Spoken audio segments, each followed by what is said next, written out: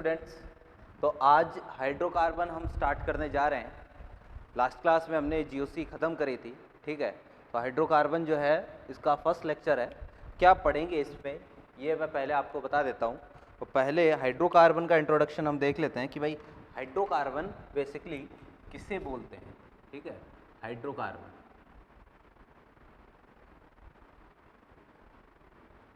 ठीक है भाई, देखो ज़रा, हाइड्रोकार्बन नाम से पता चल रहा है कि भाई हाइड्रोजन, हाइड्रो का मतलब हाइड्रो वर्ड जो है वो हाइड्रोजन से रिलेटेड है और कार्बन जो है वो कार्बन, ठीक है। यानी आप ये बोल सकते हो कि हाइड्रोजन तथा कार्बन के यौगिक, हाइड्रोजन तथा कार्बन के यौगिक, कार्बन के यौगिक हाइड्रोकार्बन कहलाते हैं। हाइड्रोकार्बन कहलाते हैं, ठीक है। ये छोटा सा पॉइंट हो गया भाई हाइड्रोकार्बन की डेफिनेशन का कि भाई हाइड्रोजन और कार्बन यानी केवल दो ही चीज़ होनी चाहिए, एक तो हाइड्रोजन होना चाहिए, एक क्या होना चाहिए, कार्बन होना चाहिए, ठीक है। दो तरीके के होते हैं जो हाइड्रोकार्बन होते हैं। कितने तरीके के हो गए? दो तरीके के हो गए। एक तो हो गए भाई एलिफेटिक, ठीक है, और सेकंड वन इज एरोमेटिक। दो तरीके के हाइड्रोकार्बन अपने पास हो गए, एक तो एलिफेटिक और दूसरे हैं एरोमेटिक, ठीक है। और एलिफेटिक हाइड्रोकार्बन बेसिकली अगर बात करें तो जो एल्केन है ना, एल्कीन है और जो एल्काइन है, ये तीनों के तीनों एलिफेटिक हाइड्रोकार्बन में आते हैं। और एरोमेटिक की बात करें तो भाई बेंजीन, ठीक है, टोलुइन, ज़ाइलीन, मैसिटिलीन, ठीक है, ये सारे के सारे जो है वो एरोमेटिक हाइड्रोकार्बन होते हैं। हमें कौन कौन सा पढ़ना है? तो इस चैप्टर में हम एल्केन, एल्कीन, एल्काइन की बात करेंगे। इसके अलावा हम बात करेंगे बेंजीन। अब इन तीनों में से जैसे बेंजीन है, टोलुइन है, ज़ाइलीन है, इन तीनों में से जो बेंजीन है अगर ये पढ़ लिया तो बाकी दो की रिएक्शंस जितनी भी होगी वो सारी की सारी बेंजीन की रिएक्शन पर ही बेस्ड है, ठीक है। और हाइड्रोकार्बन वाले चैप्टर में जितनी रिएक्शंस आएंगी उनमें से यूँ समझ लो 70 to 80% रिएक्शन आपके 12th क्लास में रिपीट होगी, ठीक है ना। यानी यही रिएक्शन वापस से 12th क्लास में भी आएगी। तो इस चैप्टर को बहुत ही ध्यान से हमें पढ़ना है, ठीक है ना। तो भाई हम बात अपनी स्टार्ट करते हैं। ये है हाइड्रोकार्बन बेसिक सा क्लासिफिकेशन। सोर्स क्या है हाइड्रोकार्बन का, स्रोत क्या है? तो बेसिकली इनका स्रोत जो होता है, एलिफेटिक हो चाहे एरोमेटिक हो, ये होता है भाई पेट्रोलियम, ठीक है। जो इनका स्रोत है हाइड्रोकार्बन का, जो सबसे बड़ा स्रोत माना जाता है, नेचुरल सोर्स जो माना जाता है वो है पेट्रोलियम, ठीक है ना। वही पेट्रोलियम जो अपन ज़मीन से निकालते हैं, जो कच्चा तेल होता है, क्रूड ऑयल होता है ना, सबको मिलाकर हम क्या बोल सकते हैं, पेट्रोलियम बोलते हैं। तो पेट्रोलियम से हम इनको प्राप्त कर सकते हैं। सबसे बढ़िया सोर्स इनका होता है पेट्रोलियम। क्लियर है बात? तो भाई ये तो है अपने पास थोड़ा सा छोटा सा इंट्रोडक्शन। अब मैं बात अपनी स्टार्ट करता हूँ भाई। सबसे पहले हम बात करेंगे किसकी, एल्केन की। एल्केन से अपनी बात स्टार्ट करते हैं, ठीक है ना। तो इसको नोट करने के बाद चलते हैं भाई एल्केन की तरफ। बता रहा हूँ भाई,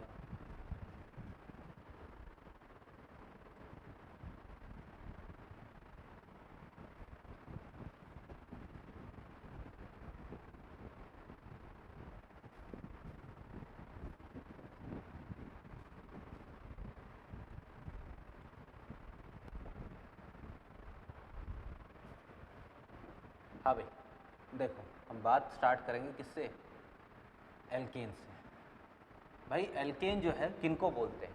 तो ऐसे यौगिक, अब दो ही चीज़ होगी भाई अपने पास, एक तो कार्बन होगा, एक हाइड्रोजन होगा, ठीक है ना। तो ऐसे यौगिक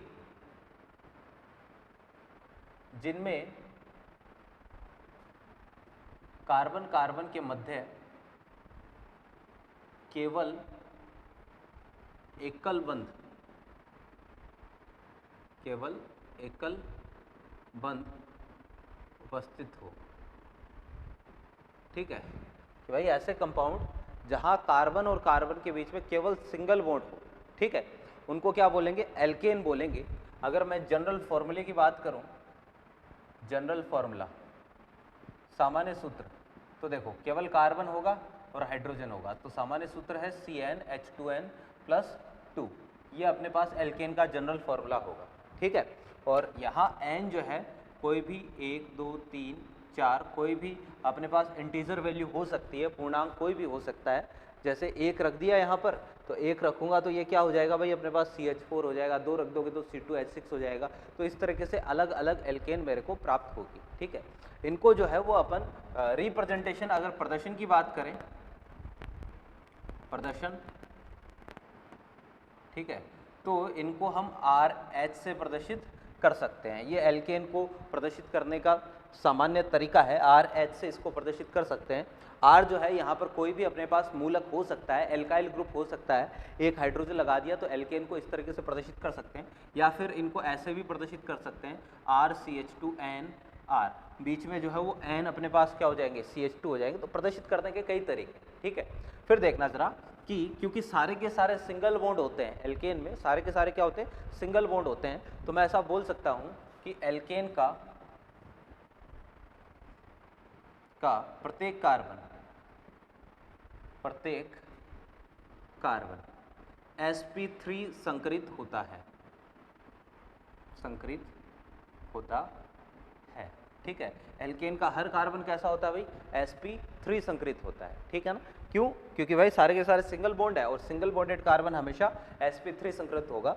और भाई sp3 संकरण में जो ज्यामिति होती है, ज्यामिति ये कैसी आती है भाई, sp3 संकरण में ज्यामिति आती है चतुष्फलकीय, पहले हमने बात करी हुई है, ठीक है। sp3 संकरण में ज्यामिति कैसी होती है, चतुष्फलकीय। जैसे मान लो मैं CH4 की बात करूं तो CH4 की स्ट्रक्चर कुछ ऐसी होगी, एक कार्बन, एक हाइड्रोजन यहाँ, एक हाइड्रोजन यहाँ, एक यहाँ, एक यहाँ। अब ये एक टेट्राहेड्रल ज्योमेट्री है अपने पास, चतुष्फलकीय ज्यामिति है, ठीक है। और भाई कुछ इस तरीके से आपको देखने को मिलेगी, 4 फलक होते हैं इसमें, इसलिए इसको चतुष्फलक बोलते हैं, है ना।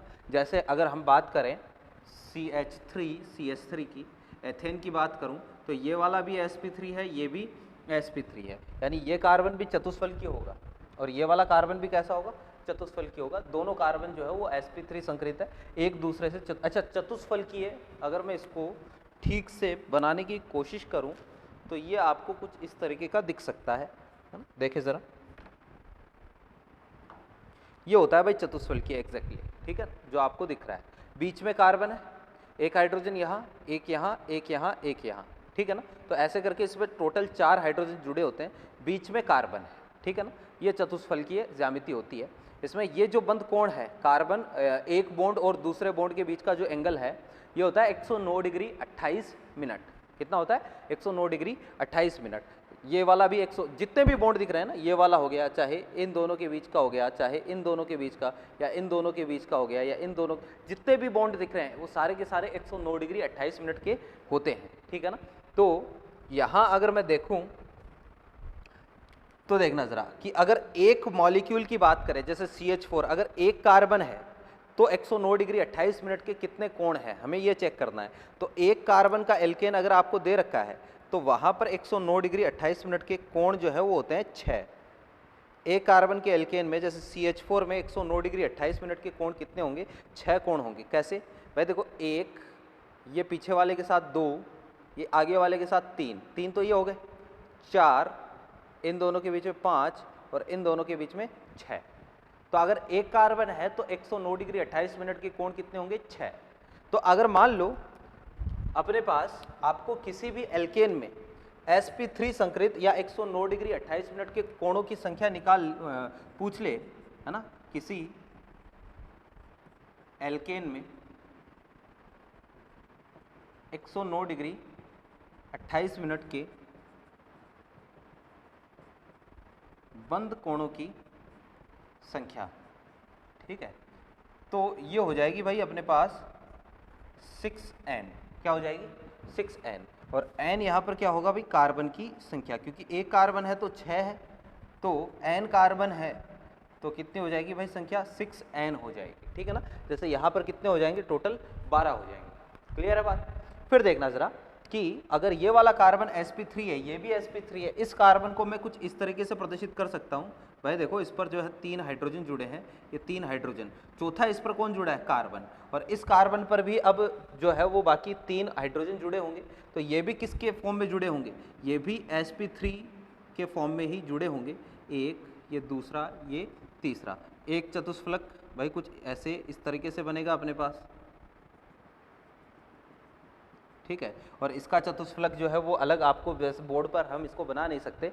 फिर अगर मान लो एक कार्बन और दे दे आपको, जैसे CH3, CH2 और CH3, ये प्रोपेन दे दिया आपको, ठीक है ना, तो प्रोपेन को कैसे बनाएंगे, कार्बन, एक हाइड्रोजन यहाँ, एक हाइड्रोजन यहाँ, एक हाइड्रोजन, 3 तो हाइड्रोजन हो गए, फिर ये कार्बन हो गया, इस पर 2 हाइड्रोजन है, एक कार्बन है, तो इस पर 2 हाइड्रोजन जोड़ने, एक तो जोड़ दिया कार्बन, और 2 इस पर मेरे को जोड़ने हैं हाइड्रोजन, एक हाइड्रोजन यहाँ जोड़ दिया, एक हाइड्रोजन यहाँ जोड़ दिया, ये तीनों के तीनों, ये सारे के सारे जो है वो चतुष्फलक के रूप में व्यवस्थित होंगे। फिर इस कार्बन पर भी 3 हाइड्रोजन जोड़ने, एक, ये दूसरा और ये तीसरा, फिर अगर एक और लगा दोगे तो एक हाइड्रोजन, एक और कार्बन नीचे की तरफ आ जाएगा।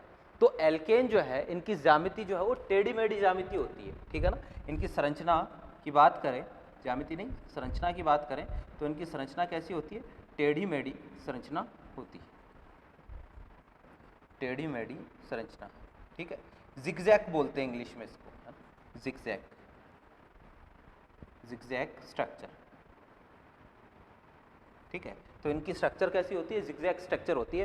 तभी भाई एल्केन जो है इनको हम इस फॉर्म में बनाते हैं। इनका जो BLN लिखते हैं ना, तो 3 कार्बन की एल्केन को ऐसे बनाएंगे, अगर 4 कार्बन की एल्केन आ जाए तो 4 कार्बन की एल्केन को हम ऐसे जिगजैग ऐसे बनाएंगे, अगर 5 कार्बन की एल्केन आ जाए तो 5 कार्बन की एल्केन को जो है वो हम इस तरीके से बनाएंगे, क्योंकि हर कार्बन जो है वो sp3 संकरित होता है। तो sp3 संकरण में जब व्यवस्थित करेंगे तो हर बॉन्ड एंगल 109 डिग्री 28 मिनट का आएगा। तो अगर हम एक्चुअल में 109 डिग्री 28 मिनट का एंगल बनाते हुए चलें तो ज्योमेट्री कैसी आएगी, ऐसे जिगजैग ज्योमेट्री आएगी। इसलिए संरचना इनकी कैसी होती है, टेढ़ी मेढ़ी संरचना होती है। मेरे ख्याल से बात समझ में आ गई हो, ठीक है। तो देखना जरा, अब हम बात करते हैं कि भाई एल्केन में आपको 2 तरीके के बॉन्ड देखने को मिलेंगे, एक तो कार्बन कार्बन बॉन्ड, एक कार्बन हाइड्रोजन बॉन्ड, ठीक है। मिटा रहा हूं भाई इसको,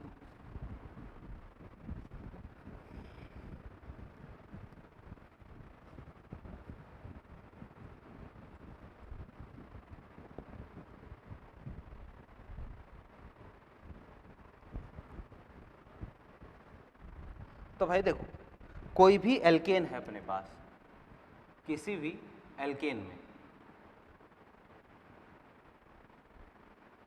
किसी भी एल्केन में 2 तरह के बंध उपस्थित होंगे, उपस्थित होंगे, ठीक है। और ये 2 तरीके के बॉन्ड कौन से हैं, एक तो होगा भाई कार्बन कार्बन और एक होगा कार्बन हाइड्रोजन, ठीक है। कार्बन कार्बन जो है वो सारे के सारे हमेशा sp3 संकरित होंगे। अगर मैं यहाँ पर बात करूँ बंध लंबाई की, बंध लंबाई की, तो कार्बन कार्बन सिंगल बॉन्ड जो है ये होता है 1.54 एंगस्ट्रॉम, और इसकी बॉन्ड लेंथ होती है भाई 1.112 एंगस्ट्रॉम, ठीक है। ये तो होती है भाई इनकी बॉन्ड लेंथ। अब भाई एक चीज़ कि बॉन्ड लेंथ और बॉन्ड स्ट्रेंथ दोनों एक दूसरे के इन्वर्सली चलते हैं। बॉन्ड लेंथ ये प्रोपोर्शनल होती है 1 बाई बॉन्ड स्ट्रेंथ के, ठीक है। तो इसकी बॉन्ड लेंथ ज़्यादा है, इसकी बॉन्ड लेंथ कम है। इसका मतलब ये वाला बॉन्ड जो है वो आसानी से टूटेगा, ये वाला बॉन्ड देरी से टूटेगा। कार्बन हाइड्रोजन बॉन्ड जो है वो देरी से टूटता है। तो इसीलिए ये देखा जाता है कि जो कार्बन कार्बन बंध है इसकी जो बंध ऊर्जा है ये तो होती है भाई 82.6 किलो कैलोरी पर मोल, ये ऊर्जा को नापने की इकाई है। और कार्बन हाइड्रोजन जो होता है इसकी होती है 98 किलो कैलोरी पर मोल, ठीक है। 82.6 और 98 किलो कैलोरी पर मोल, ये इनकी बॉन्ड एनर्जी होती है। तो यहाँ से भी साफ पता चल रहा है ये वाली एनर्जी ज़्यादा है, एनर्जी ज़्यादा है तो इसको तोड़ने के लिए ज़्यादा जोर आएगा, ठीक है। और बॉन्ड लेंथ भी इसकी क्या है, कम है। तो 2 तरीके के बॉन्ड देखने को मिल सकते हैं। एल्केन की बेसिकली स्ट्रक्चर के बारे में सारे पॉइंट्स हमने डिस्कस कर लिए। तो ये तो हो गई भाई एल्केन की स्ट्रक्चर से रिलेटेड सारी बातें, ठीक है। अब 3-4 पॉइंट है जो हर चैप्टर में कॉमन होंगे, मतलब हम हर चैप्टर में उसी सीक्वेंस के अकॉर्डिंग आगे बात करेंगे।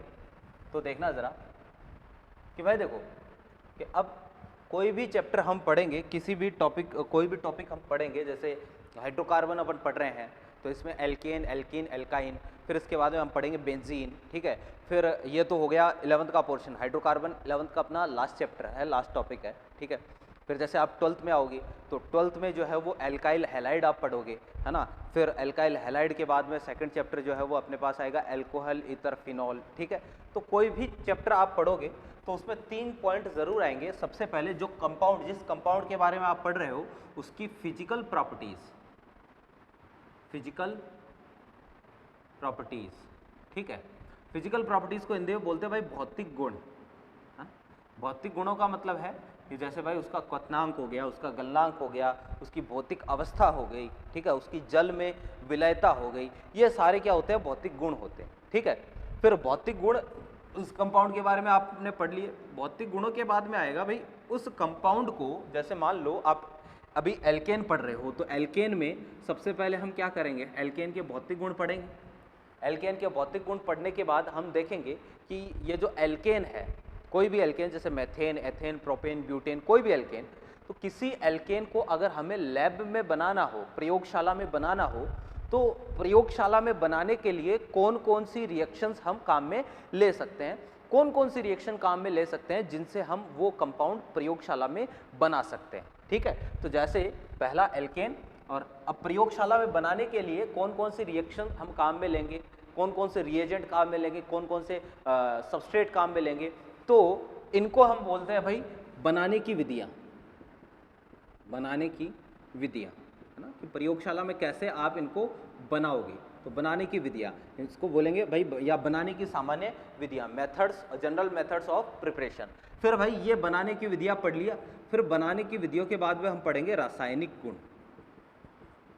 रासायनिक गुण, अब रासायनिक गुणों में हम क्या पढ़ेंगे कि ये जो कंपाउंड है, जैसे कोई एल्केन है, ये दूसरे कौन से कंपाउंड के साथ रिएक्शन करेगा और क्या प्रोडक्ट देगा, क्लियर है बात। तो इसमें रासायनिक गुणों में हम पढ़ेंगे, पहले एल्केन के बारे में ये तीनों पॉइंट डिस्कस करेंगे, एल्कीन, फिर एल्काइन, फिर benzene, alkyl halide, alcohol, ether, phenol, सब के बारे में ये 3 पॉइंट सब में क्या आएंगे, कॉमन आएंगे, ठीक है।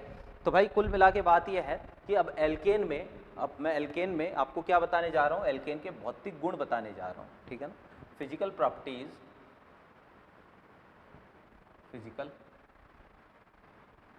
प्रॉपर्टीज ऑफ एल्केन, ठीक है।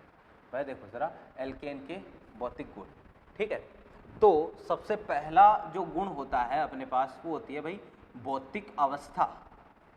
भौतिक अवस्था कि भाई एल्केन जो है वो सॉलिड में है, सॉलिड स्टेट में है, या लिक्विड स्टेट में है, या गैसियस स्टेट में है, इसको हम भौतिक अवस्था बोलेंगे।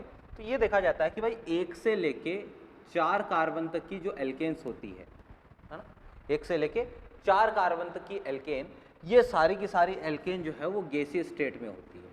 क्या होती है, गैस होती है। 1 से 4 कार्बन तक की एल्केन जो है वो गैस में होगी, प्लस साथ में इसके साथ जो नियोपेंटेन है, नियोपेंटेन, ये भी गैसियस स्टेट में होती है, ये सारी की सारी गैसीय अवस्था में होती है। फिर अगर बात करें तो 5 से लेके 17 कार्बन तक, 5 से 17 कार्बन तक की एल्केन लिक्विड स्टेट में होती है, द्रव अवस्था में होती है, और 17 से ज़्यादा कार्बन की एल्केन, एल्केन कौन सी, जिनमें 17 से ज़्यादा कार्बन होते हैं वो सॉलिड स्टेट में होते हैं। और सॉलिड भी कैसे, वैक्सी सॉलिड, मोम जैसे ठोस, जैसे मोमबत्ती को हम आसानी से काट सकते हैं, बिल्कुल वैसे मोम जैसे ठोस होते हैं। तो ये अपने पास भौतिक अवस्था होती है 1 से 4 प्लस नियोपेंटेन, नियोपेंटेन में 5 कार्बन है लेकिन फिर भी ये गैसीय स्टेट में होती है। फिर 5 से 17 ये सारे के सारे लिक्विड स्टेट में होंगे, और एल्केन जैसी ऐसी एल्केन जिनमें 17 से ज़्यादा कार्बन है वो सॉलिड स्टेट में होंगे, क्लियर बात। तो भाई ये 3 तरीके की भौतिक अवस्थाएं अपने पास हो गई। भौतिक अवस्था के बाद में हम बात करेंगे जल में विलयता की। भाई अगर इनको जल में घोलें तो किस हद तक ये जल में घुल सकती है, तो इसकी बात करनी। तो सेकंड पॉइंट है भाई अपने पास जल में विलयता। देखें ज़रा,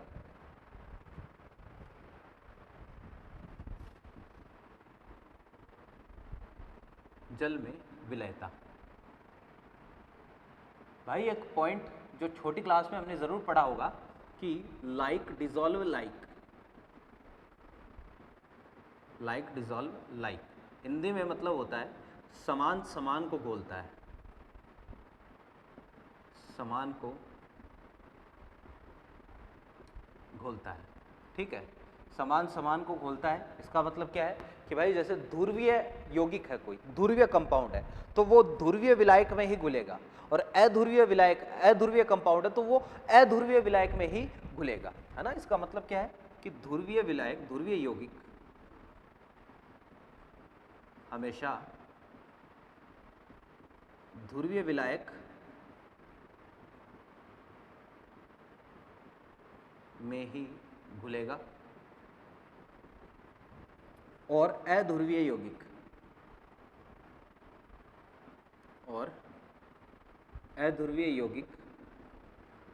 अध्रुवीय विलायक में ही घुलेगा।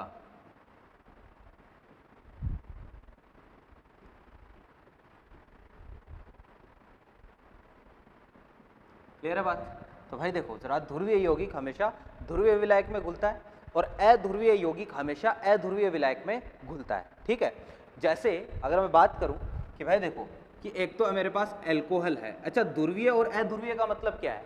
जिनका द्विध्रुव आघूर्ण 0 होता है वो तो अध्रुवीय होते हैं, और जिनका द्विध्रुव आघूर्ण 0 नहीं होता है वो ध्रुवीय होते हैं। तो जैसे एल्कोहल है और एक वाटर है, तो एल्कोहल और वाटर ये दोनों एक दूसरे में मिक्स हो जाते हैं। क्यों? इसका भी डाइपोल मोमेंट 0 नहीं होता, इसका भी डाइपोल मोमेंट 0 नहीं होता, ये भी ध्रुवीय और ये भी ध्रुवीय, दोनों एक दूसरे में डिसॉल्व हो सकते हैं। लेकिन अगर मैं बात करूं कि भाई एल्केन जो है ना, एल्केन और वाटर ये एक दोनों में मिक्स, एक दूसरे में मिक्स नहीं होंगे, नहीं घुलेंगे। एल्केन जो है वो जल में बहुत ही कम घुलनशील होती है। ठीक है ना, लाइन लिख देता हूं, एल्केन की विलयशीलता बहुत ही कम होती है। एल्केन जल में बहुत कम घुलनशील होते हैं। ठीक है भाई, एल्केन जो है ना ये वाटर में बहुत ही कम घुलनशील होते हैं। कारण क्या है इसका? क्योंकि एल्केन जो है वो अध्रुवीय नेचर के हैं, एल्केन अध्रुवीय होते हैं, इनका जो द्विध्रुव आघूर्ण है वो कितना होता है? 0 होता है। तो अध्रुवीय होते हैं तो ये जल में नहीं घुलेंगे, जल की सतह पर तैरेंगे। ठीक है ना, जल में नहीं घुलेंगे। जैसे पानी और तेल का मिश्रण होता है तो तेल पानी में नहीं घुलता है, वैसे ही एल्केन भी पानी में नहीं घुलते हैं, तो जल में कम घुलनशील या अत्यंत कम, मतलब न के बराबर घुलनशील होते हैं। लेकिन भाई अगर मैं किसी ध्रुवीय अध्रुवीय विलायक की बात करूं, है ना, तो वहां पर एल्केन घुल जाएंगे। जैसे बेंजीन है, तो बेंजीन एक अध्रुवीय विलायक है। CCl4 कार्बन टेट्राक्लोराइड ये भी एक अध्रुवीय विलायक है। तो मैं बोलूंगा किंतु कार्बनिक विलायकों जैसे बेंजीन CCl4 में इनकी विलयता अधिक होती है। ठीक है, तो इनकी विलयता अधिक होती है। ठीक है ना, तो भाई किंतु कार्बनिक विलायकों जैसे बेंजीन CCl4 में ये जो है वो ज़्यादा डिसॉल्व होंगे, और बाकी जो है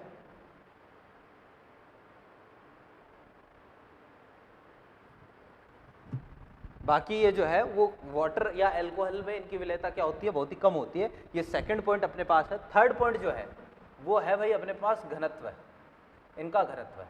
तो भाई एल्केन का घनत्व है, एल्केन का घनत्व पानी से कम होता है, पानी से कम होता है, अतः ये पानी पर तैरते हैं।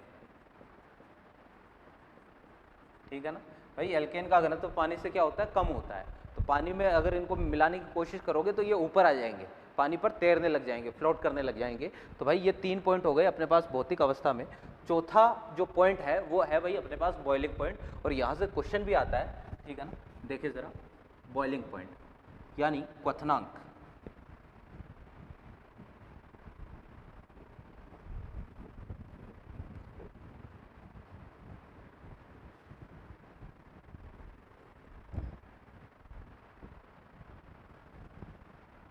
क्वथनांक देखो,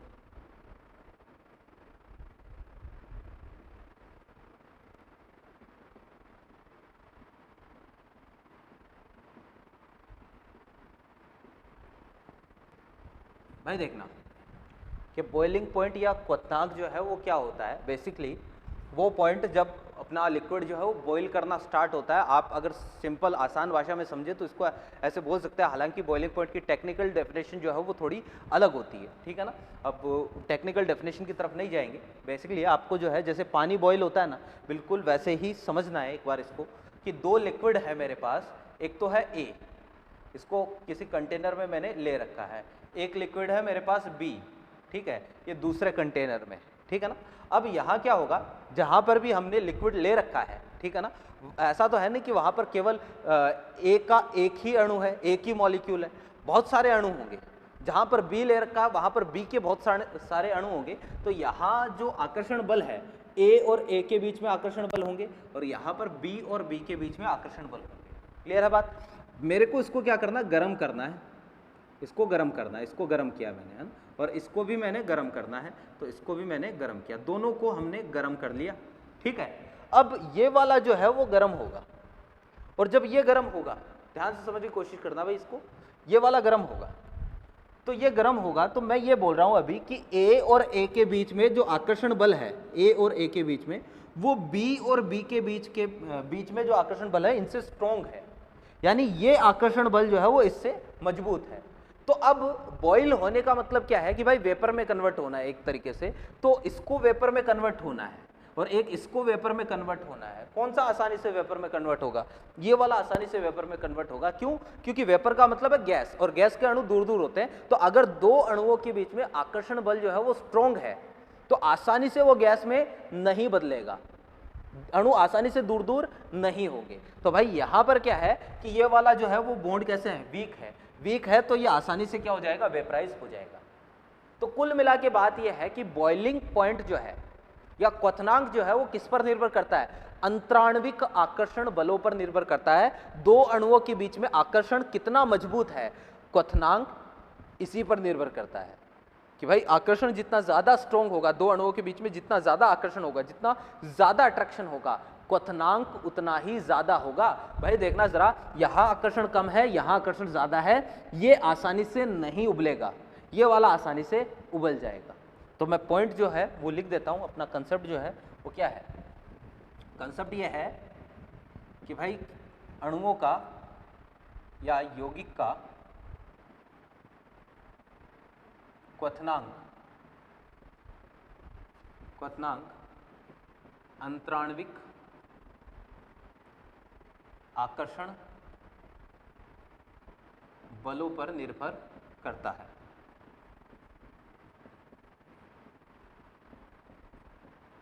ठीक है कि भाई यौगिक का क्वथनांक किस पर निर्भर करता है, अंतराण्विक आकर्षण बलों पर निर्भर करता है। मैं ऐसा बोल सकता हूं कि बॉइलिंग पॉइंट जो है वो प्रोपोर्शनल होगा किसके, अंतराण्विक आकर्षण बल पर। ठीक है कि भाई अंतराण्विक आकर्षण बल जितना ज्यादा होगा ना, बॉइलिंग पॉइंट भी उतना ही ज्यादा होगा। बहुत ही सिंपल सी बात। ठीक है, तो भाई कुल मिला के सब कुछ अंतराण्विक आकर्षण बल ही है। अब एक चीज मैं बता देता हूं, ध्यान से देखना कि एल्केन जो है, एल्केन का एक मॉलिक्यूल, जैसे मान लो मेरे पास जो है वो एक है C5H12, ये पेंटेन का एक मॉलिक्यूल, एक C5H12, ये पेंटेन का दूसरा मॉलिक्यूल। तो एल्केन के दो मॉलिक्यूल जो है इनके बीच में एक अलग, एक विशिष्ट टाइप का जो आकर्षण बल है वो लगता है, और इसको हम बोलते हैं वान डेर वाल आकर्षण बल। क्या बोलते हैं? वान डेर वाल आकर्षण बल। ठीक है, और ये वान डेर वाल आकर्षण बलों के बारे में वैसे तो आप डिटेल में पढ़ोगे इनऑर्गेनिक में। अभी के लिए मैं बता देता हूं कि दुनिया के सबसे दुर्बल बंधों में से या दुर्बल आकर्षण बलों में से एक प्रकार के बल होते हैं जिनको बोलते हैं वान डेर वाल आकर्षण बल। ठीक है, ये कहा जाता है कि जिसका कोई नहीं होता उसका ऊपर वाला, मतलब ऊपर वाला नहीं, यहाँ केमिस्ट्री की बात कर रहे हैं ना, तो जिसका कोई नहीं होता उसका वान डेर वाल होता है। मतलब जहां पर कोई बॉन्ड, कोई फोर्स नहीं लगता, किसी प्रकार का आकर्षण नहीं लगता, वहां एक्चुअल में वान डेर वाल आकर्षण बल लगता है। दो मॉलिक्यूल्स की बात कर रहे हैं, तो भाई दो मॉलिक्यूल के बीच में कौन सा आकर्षण बल लगेगा? वान डेर वाल आकर्षण बल लगेगा। क्या है ये बल? दुनिया के सबसे वीक फोर्सेस में से, सबसे दुर्बल आकर्षण बलों में से एक प्रकार के बल है जिनको वान डेर वाल आकर्षण बल बोलते हैं। ठीक है, और ये वान डेर वाल आकर्षण बल जो है ये अणु भार पर निर्भर करते हैं, अणु भार के समानुपाती होते हैं, प्रोपोर्शनल टू अणु भार। ठीक है ना, किसके समानुपाती होते हैं? अणुभार के। इसका साइज एक तरीके से कार्बन की संख्या अणुभार जितना ज्यादा होगा वहां वान डेर वाल आकर्षण बल उतने ही ज्यादा होते हैं। क्लियर है बात? तो अणुभार के समानुपाती होते हैं। यदि अणुभार समान आ जाए, यदि अणुभार समान हो तो वान डेर वाल आकर्षण बल ये भाई व्युत्क्रमानुपाती होंगे 1/, ब्रांचिंग के। देखो जरा कि भाई अगर अणुभार समान आ जाए तो ब्रांचिंग के इनवर्सली प्रोपोर्शनल। मैं एग्जांपल से इसको समझाने की कोशिश करता हूं, ध्यान से देखें।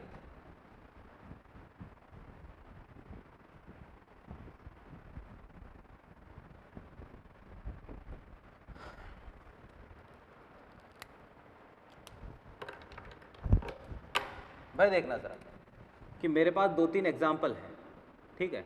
एक तो जैसे ये दे दिया C5H12, एक दे दिया C6H14, एक दे दिया C7H16, C8H18, ठीक है। ये मेरे पास कुछ एल्केन है। अगर मेरे को बॉइलिंग पॉइंट की बात करनी है तो यहाँ पर देखना सबका अणुभार क्या है? अलग अलग है। लगातार सब में कार्बन और हाइड्रोजन की संख्या बढ़ रही है, अणुभार बढ़ रहा है। अणुभार अगर बढ़ेगा तो वान डेर वाल आकर्षण बल बढ़ेगा। वान डेर वाल आकर्षण बल बढ़ेगा यानी अंतराण्विक आकर्षण बल। अंतराण्विक आकर्षण बल का मतलब दो अणुओं के बीच में लगने वाले बल, और वान डेर वाल बल जो है वो दो अणुओं के एक तरीके से अंतराण्विक आकर्षण बल का ही एक प्रकार है। तो भाई अगर ये बढ़ेगा तो इसका मतलब बॉइलिंग पॉइंट भी बढ़ेगा। तो इनमें बॉइलिंग पॉइंट का ऑर्डर क्या आएगा भाई? ये अपने पास इनमें बॉइलिंग पॉइंट का ऑर्डर आएगा। क्लियर है बात? अब देखना जरा एक और है कि भाई एक तो मेरे को ये एल्केन दी है,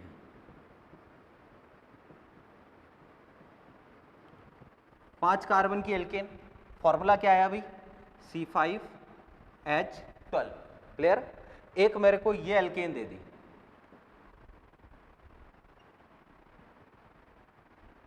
5 कार्बन की एल्केन, फॉर्मूला C5H12।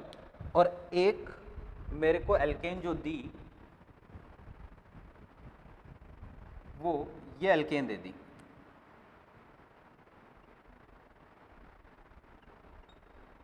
भाई ये भी 5 कार्बन की एल्केन C5H12, नाम इसका नियोपेंटेन, इसका नाम आइसोपेंटेन और इसका नाम एन पेंटेन। तो 3 अपने पास एल्केन है। भाई सबका फॉर्मूला सेम है, इसका मतलब अणुभार सब में समान है। अब अणुभार अगर समान आ जाए तो वान डेर वाल आकर्षण बल ब्रांचिंग के व्युत्क्रमानुपाती। ब्रांचिंग ज्यादा होगी वहां वान डेर वाल आकर्षण बल कम होंगे, वान डेर वाल आकर्षण बल कम होंगे तो बॉइलिंग पॉइंट भी कम होगा। भाई यहाँ ब्रांचिंग ज्यादा है, ठीक है ना। 3 कार्बन की श्रृंखला है, यहाँ 4 कार्बन की श्रृंखला, ब्रांचिंग थोड़ी सी कम हो गई। यहाँ पर ब्रांचिंग बिल्कुल भी नहीं है। तो अगर इन तीनों में बात करें ना तो बॉइलिंग पॉइंट सबसे ज्यादा नियोपेंटेन का होगा, फिर इसके बाद में कौन आएगा? आइसोपेंटेन, और फिर सबसे कम जो है वो किसका हो जाएगा? पेंटेन का हो जाएगा। ठीक है, ठीक है भाई। तो वापस से देख लो कि ब्रांचिंग ज़्यादा, वान डेर वाल आकर्षण बल कम। यहाँ ब्रांचिंग ज़्यादा है, वान डेर वाल आकर्षण बल कम है, तो बॉइलिंग पॉइंट भी कम होगा। बॉइलिंग पॉइंट कम होगा, ठीक है, बॉइलिंग पॉइंट कम होगा। ठीक है भाई, इसमें जो है वो 3 कार्बन की चेन है, 2 ब्रांचिंग हो गई। यहाँ 4 कार्बन की चेन है, यहाँ पर जो है वो 1 ब्रांचिंग हो गई। और इसमें 5 कार्बन की चेन है, ब्रांचिंग बिल्कुल भी नहीं है। तो अपने पास ऑर्डर क्या आएगा? ब्रांचिंग ज़्यादा तो बॉइलिंग पॉइंट कम। सबसे ज़्यादा बॉइलिंग पॉइंट किसका? एन पेंटेन का, फिर आइसोपेंटेन का, फिर नियोपेंटेन का। ये अपने पास बॉइलिंग पॉइंट का क्रम आएगा। क्लियर है बात? तो ये अपना चौथा पॉइंट था। फिर नेक्स्ट पॉइंट जो है वो अपना है मेल्टिंग पॉइंट। ठीक है ना, इसको मिटा रहा हूँ भैया।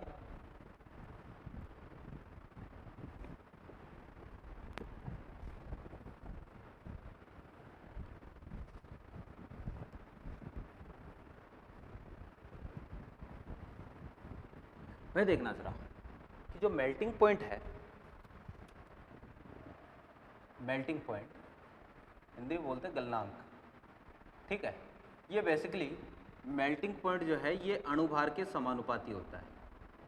ठीक है, लेकिन भाई मेल्टिंग पॉइंट का, जैसे बॉइलिंग पॉइंट का सीक्वेंस हमने देख लिया कि लगातार अणुभार अगर बढ़ रहा था तो बॉइलिंग पॉइंट लगातार बढ़ रहा था। ठीक है ना, वैसे यहाँ पर सीक्वेंस हम नहीं बता सकते, ठीक है ना। मेल्टिंग पॉइंट में ये सीक्वेंस जो है कहीं कहीं अलग होता है, इसलिए एक क्रमागत वृद्धि नहीं होती है, कहीं कहीं जो है वो ऑर्डर क्या हो जाता है, चेंज हो जाता है, क्योंकि मेल्टिंग पॉइंट अणुभार के साथ साथ जो यौगिक है अपने पास, जो कंपाउंड है, उसकी पैकिंग एफिशिएंसी यानी संकुलन दक्षता पर भी निर्भर करता है, यानी इस बात पर भी डिपेंड करता है कि मॉलिक्यूल कितने क्लोजली पैक्ड है, मॉलिक्यूल कितने पास पास है, इस चीज़ पर भी डिपेंड करता है, ठीक है ना। तो मेल्टिंग पॉइंट पे एक ही पॉइंट ध्यान में रखना है क्या, कि ये अणुभार के समानुपाती होता है और इसमें कोई फिक्स ऑर्डर नहीं बोल सकते, कोई निश्चित क्रम होगा ऐसा हम नहीं बोल सकते। क्लियर है बात। तो भाई ये हमारे पास हो गई physical properties of alkene, alkene के भौतिक गुण हो गए। अब हम आएंगे एल्केन बनाने की विधियों की तरफ।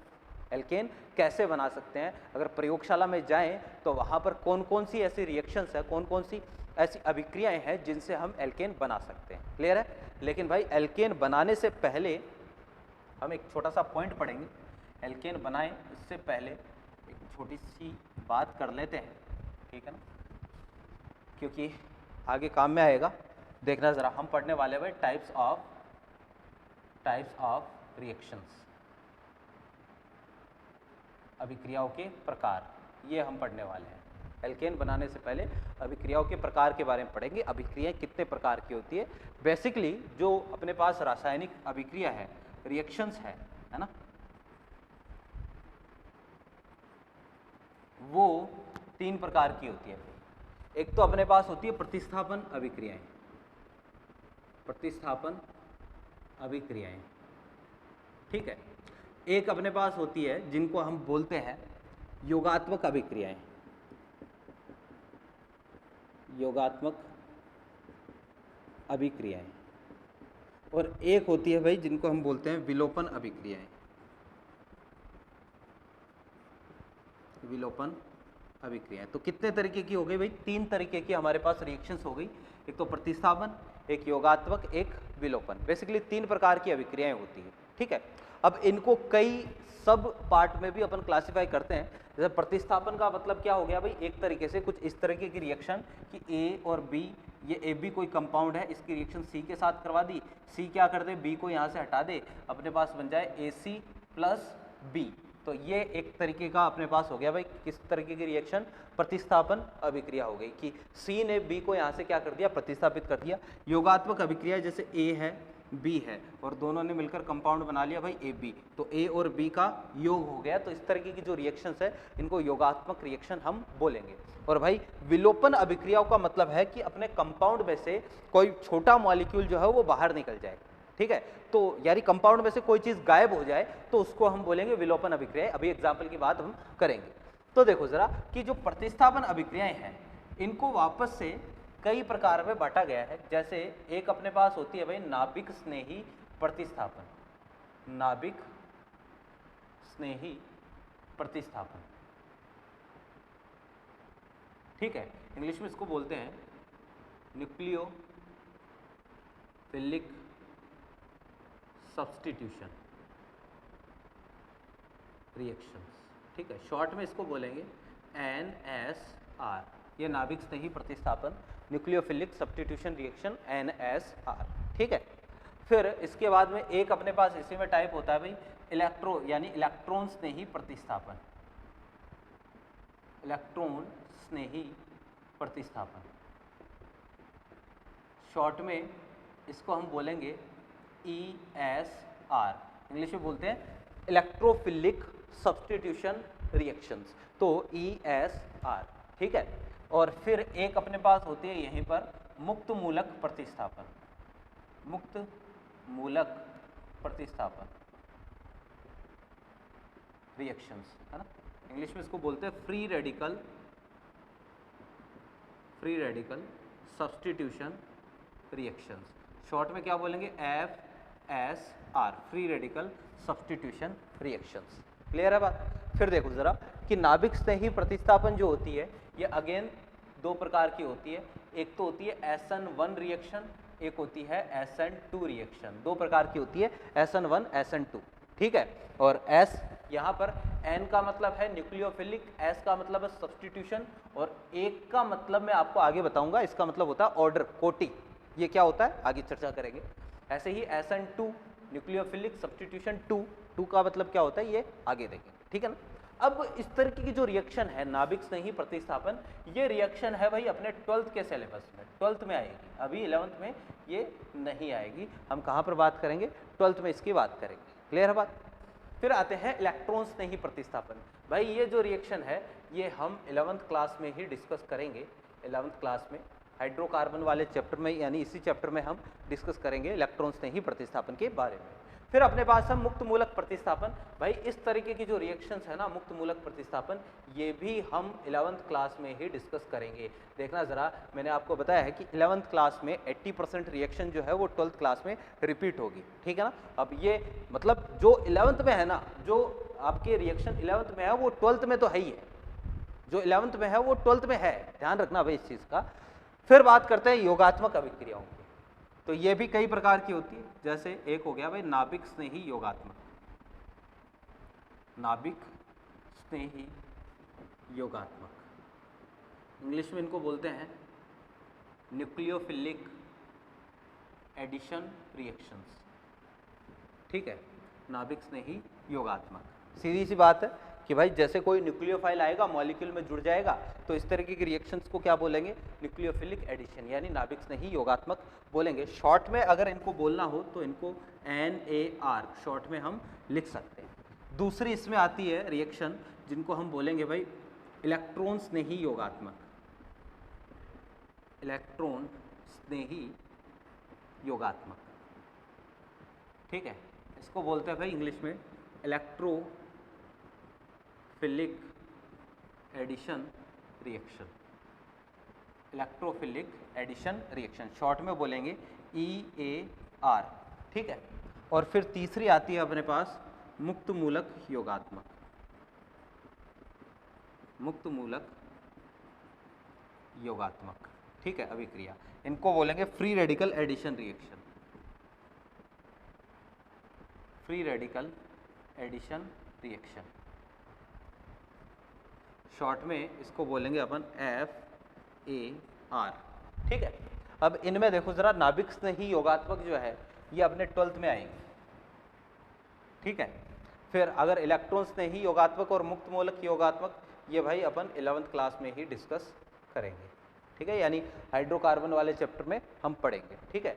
विलोपन अभिक्रियाओं की बात करें तो विलोपन अभिक्रियाएं वापस से कई प्रकार की होती हैं, जैसे अल्फा विलोपन, ठीक है, कई तरीके की होती है। एक होती है भाई बीटा विलोपन और एक होती है भाई गामा विलोपन। बेसिकली 3 तरीके की विलोपन रिएक्शंस होती है, अल्फा विलोपन, बीटा विलोपन और गामा विलोपन। अब इनमें जो है वो अल्फा विलोपन भाई अपने सिलेबस में इतनी ज़्यादा नहीं दे रखी है, गामा विलोपन भी अपने सिलेबस में इतनी ज़्यादा नहीं है, बीटा विलोपन जो है वो हम पढ़ेंगे भाई, डिटेल में पढ़ेंगे 11th क्लास में, 12th में भी है भाई, जो चीज़ें 11th में है ना एज इट इज़ 12th में भी है, ठीक है। तो ये कुल मिला के भाई इतने प्रकार की रिएक्शंस है, ये सारी जितने भी टाइप की रिएक्शन मैंने पढ़ी है आपकी 11th प्लस 12th की 80% रिएक्शंस को कवर करती है, ठीक है। यानी कोई भी रिएक्शन है तो इनमें से कोई एक रिएक्शन ज़्यादातर केस में हो सकती है वो, तो 80% रिएक्शंस को ये सारी रिएक्शंस जो है वो कवर करती है। इसके अलावा ये हो सकता है कि कोई नेम रिएक्शन आ जाए, ठीक है, वो अलग बात है, या इसके अलावा ऑक्सीडेशन है, रिडक्शन है, वो सारी रिएक्शन जो है वो अलग केस है। बाकी 80% रिएक्शंस को ये सारी रिएक्शंस कवर करती है। हम यहाँ जो भी चैप्टर पढ़ेंगे इन सब की बात करेंगे, जिनको मैंने 11th में इंडिकेट किया है, इस चैप्टर में हम उन सब की बात करेंगे। तो ये एक तरीके से हमारे रिएक्शंस का क्लासिफिकेशन है। कोई भी रिएक्शन में आपको बताऊंगा तो वहाँ साथ में मैं मेंशन कर दूंगा ये किस प्रकार की अभिक्रिया है, क्लियर है बात। अब एल्केन हम पढ़ने वाले हैं, तो भाई एल्केन की जो मुख्य अभिक्रियाएं हैं वो मुक्त मूलक वाली अभिक्रियाएं हैं, यानी या तो मुक्त मूलक प्रतिस्थापन होगी या मुक्त मूलक योगात्मक तरीके की रिएक्शंस होगी। जो हाइड्रोकार्बन में जो मेनली जो रिएक्शन देखने को मिलेगी है ना, एल्केन में मुक्त मूलक प्रतिस्थापन आपको देखने को मिलेगी, ज्यादातर ये रिएक्शन देखने को मिलेगी। तो मैं पहले मुक्त मूलकों के बारे में कुछ बात कर लेता हूं, कुछ पॉइंट्स है जो हम फ्री रेडिकल्स के बारे में डिस्कस कर लेते हैं, उसके बाद में हम आगे बढ़ेंगे, क्लियर बात। तो देखना जरा, मुक्त मूलकों के बारे में हम पढ़ने जा रहे हैं।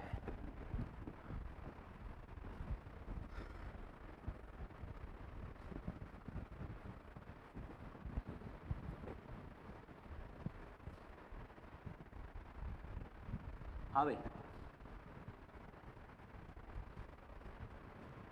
तो अपनी नेक्स्ट जो हेडिंग है वो यही है, मुक्त मूलकों की अभिक्रियाएं।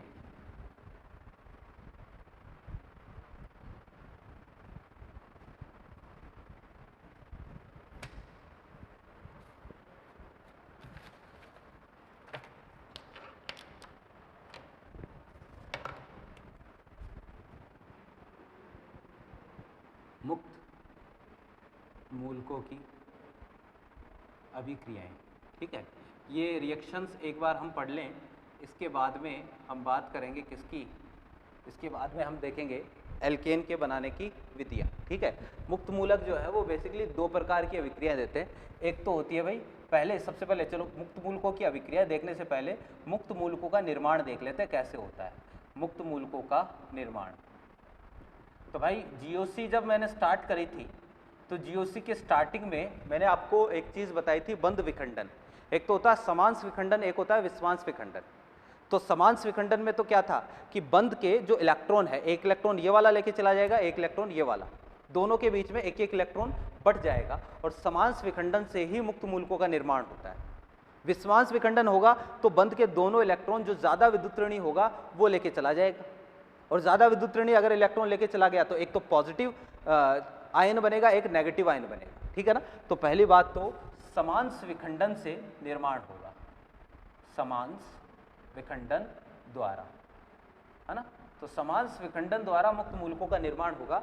समांश विखंडन कब होता है, तो भाई जब दो परमाणुओं के बीच में, जैसे CH3 और CH3 है ना, बेसिकली समांश विखंडन या तो HNU या सनलाइट लिखा हुआ आएगा या फिर टेम्परेचर लिखा हुआ आएगा, है ना। ये दो समांश विखंडन के लिए ज़्यादातर लिखे जाते हैं, और इनकी कंडीशन क्या होती है समांश और विस्वांश विखंडन की, तो अध्रुवीय विलायक है समांश विखंडन के लिए, विस्वांश विखंडन के लिए ध्रुवीय विलायक है। ये सारी कंडीशन मैं पहले आपको लिखवा चुका हूँ। तो भाई देखना, इस बंध का एक इलेक्ट्रॉन ये वाला कार्बन, क्योंकि दोनों की विद्युत ऋणताओं में अंतर कम है, अंतर नहीं है, तो आपको मिलेंगे दो मुक्त मूलक मिलेंगे, दो CH3 फ्री रेडिकल मिलेंगे।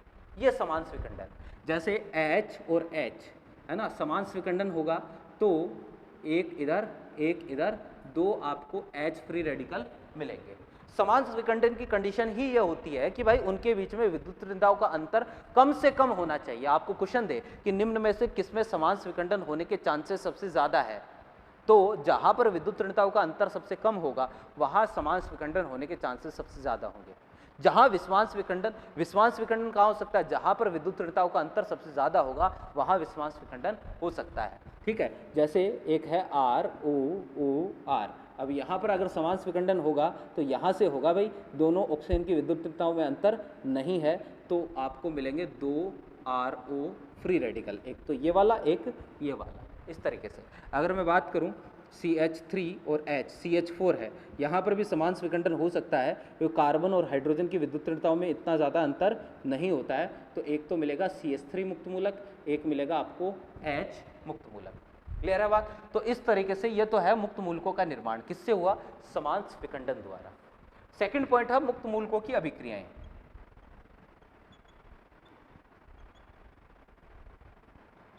मुक्त मूलकों की अभिक्रियाएं दो तरीके की रिएक्शंस देते हैं भाई। मुक्त मूलक जो है वो बेसिकली दो तरीके की रिएक्शंस देते हैं। पहली रिएक्शंस है योगात्मक अभिक्रिया, योगात्मक अभिक्रिया, ठीक है। अब योगात्मक अभिक्रिया क्या होती है, जो फ्री रेडिकल एडिशन FAR बताई थी, मुक्त मूलक योगात्मक अभिक्रिया, यानी मुक्त मूलकों का आपस में जुड़ना, इसको बोलेंगे योगात्मक। मुक्त मूलक अगर आपस में जुड़ने लग जाए तो इसको बोलेंगे योगात्मक अभिक्रिया। देखो जरा कि भाई जैसे CH3 मुक्त मूलक है, ये अपने जैसे CH3 मुक्त मूलक के साथ जुड़ जाए तो एक इलेक्ट्रॉन ये रखेगा, एक इलेक्ट्रॉन ये रखेगा, दोनों जो है वो आपस में क्या कर लेंगे भाई, बॉन्ड बना लेंगे। यानी इसका उल्टा, यहाँ पर जो है वो मुक्त मूलक बन रहे हैं, यहाँ पर मुक्त मूलक जुड़ रहे हैं, ठीक है। जैसे अगर एक CH3 मुक्त मूलक किसी Cl मुक्त मूलक के साथ जुड़ जाए तो एक इलेक्ट्रॉन ये रखे तो क्या बनेगा, पीछे CH3 Cl बनेगा, ठीक है। जैसे एक Cl, एक H और एक Cl मुक्त मूलक आपस में जुड़ जाए तो भाई HCl बन जाएगा, ठीक है। जैसे एक CH3 मुक्त मूलक और एक CH2 CH3 मुक्त मूलक ये आपस में जुड़ जाए तो अपने पास बन जाएगा भाई CH3 CH2 और ये CH3 बन जाएगा। क्लियर है बात? जैसे बहुत सारे एग्जाम्पल है भाई, CH2 और ये CH2, ये मुक्त मूलक अगर आपस में जुड़ जाए तो अपने पास बन जाएगा भाई CH2 डबल बॉन्ड CH2, ये वाला मुक्त मूलक बन जाएगा। ठीक है, तो मुक्त मूलक योगात्मक का मतलब है दो मुक्त मूलकों का आपस में मिलना। ठीक है ना? जैसे भाई देखो जरा, अगर किसी कंपाउंड में आपको मान लो ये वाला कंपाउंड दे रखा है, इसमें 2 कार्बन पर फ्री रेडिकल है, अगर ये दोनों आपस में जुड़ जाए तो पॉसिबिलिटी जो है वो यहाँ पर क्या आ जाएगा, डबल बॉन्ड आ जाएगा। ठीक है, तो भाई इस तरीके से ये जो रिएक्शंस है इनको बोलेंगे मुक्त मूलक योगात्मक। दूसरी तरीके की जो रिएक्शंस होती है उनको हम बोलते हैं विसमानुपातन अभिक्रियाएं, इनकी बात हम कल करेंगे। ठीक है ना? इसके अलावा जो मुक्त मूलक योगात्मक है इसके भी कुछ और एग्जाम्पल हम नेक्स्ट क्लास में देखेंगे। आज की क्लास में या इससे पहले की क्लास में कहीं भी कोई भी डाउट हो तो आप बिल्कुल मेरे को व्हाट्सएप करें, मेरे नंबर आपके पास बिल्कुल होंगे। ठीक है, और आपका डाउट सॉल्व करने की पूरी कोशिश करेंगे। ठीक है ना? और यहाँ से हम बात करते हैं नेक्स्ट क्लास में। Thank you.